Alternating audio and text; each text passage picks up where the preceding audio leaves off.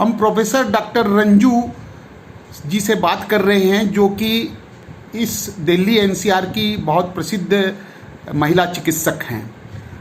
Doctor साहब, हम आपको ये जानना चाह रहे हैं कि आप ये बताइए कि कोरोना के कारण बच्चे पर या माँ पर क्या असर होता है।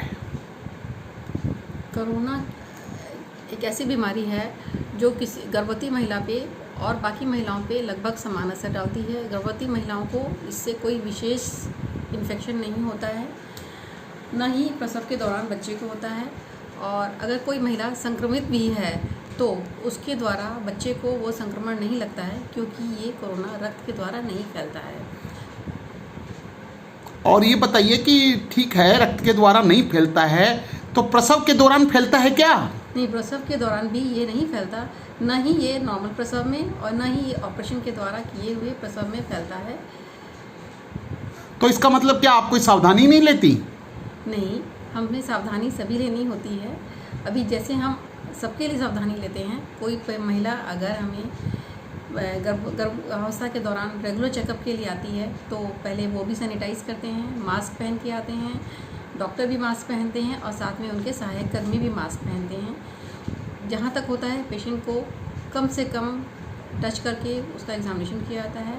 अगर टच करना ज़रूरी है तो ग्लव्स पहन करके और फिर सैनिटाइज़ करके उसको पेशेंट का एग्जामिनेशन किया जाता है। उसके बाद फिर उसको दोबारा सैनिटाइज़ किया जाता है, तब उसका एग्जामिनेशन कंप्लीट होता है। डॉक्टर साहब, ये बताइए, अगर कोई गर्भवती महिला आपके पास प्रसव के लिए आएगी तो आप उसे कराएंगी या बाहर भेज देंगी किसी दूसरे के पास?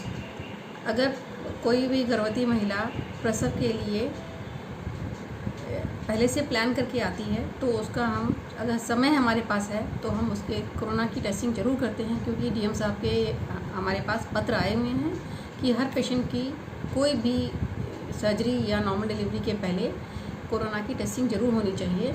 और अगर हमें समय नहीं मिलता है, पेशेंट इमरजेंसी में आती है, तो हम उसका कोरोना का टेस्ट नहीं कराते हैं।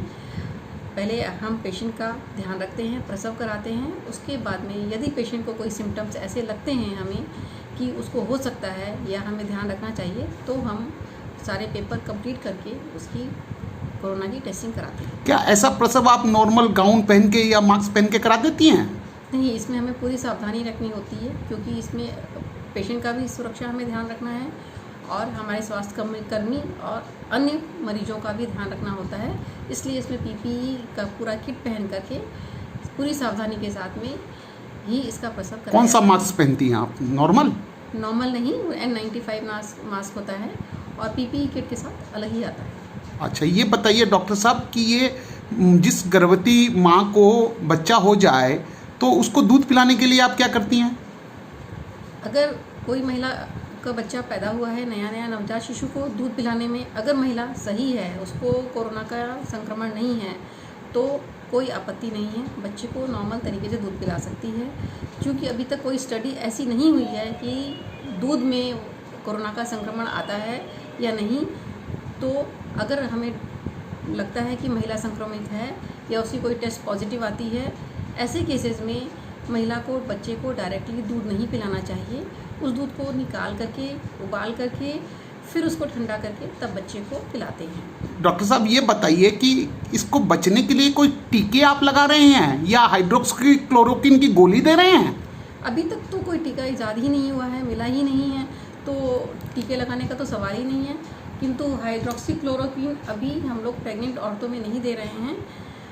प्रसव के बाद अगर ज़रूरत होती है तो दिया जाता है, या प्रसव के पहले पता लगता है महिला संक्रमित है तो हम अपने पेशेंट के घर वालों को और अपने हॉस्पिटल स्टाफ्स को फिजिशियंस के ओपिनियन के साथ में दे देते हैं। डॉक्टर साहब, ये बताइए कि आप ये जो कोरोना का जो वायरस है, इसके कारण कोई कहीं रिपोर्ट आई कि बच्चे और महिला तो संक्रमित ही नहीं होती, तो आप क्यों डर रही हैं? ये बच्चे और महिला अलग नहीं है, समाज से अलग नहीं है। जिस प्रकार सबको संक्रमण होता है, उसी प्रकार एक महिला को भी, गर्भवती महिला को भी संक्रमण हो सकता है, उसी प्रकार नवजात शिशु को भी संक्रमण हो सकता है। तो सावधानी जैसे हम अन्य मरीजों में रखते हैं, वैसे ही हमें। क्या नवजात शिशु आपको मिले हैं संक्रमित? मैंने स्वयं तो नहीं देखे हैं, लेकिन हाँ, हमारे देश में और अन्य देशों में भी कुछ नवजात शिशुओं की मृत्यु रिकॉर्ड की गई हैं। वैसे नवजात शिशुओं में इनकी हीलिंग अच्छी होती है और उनकी मृत्यु दर बहुत कम है। धन्यवाद।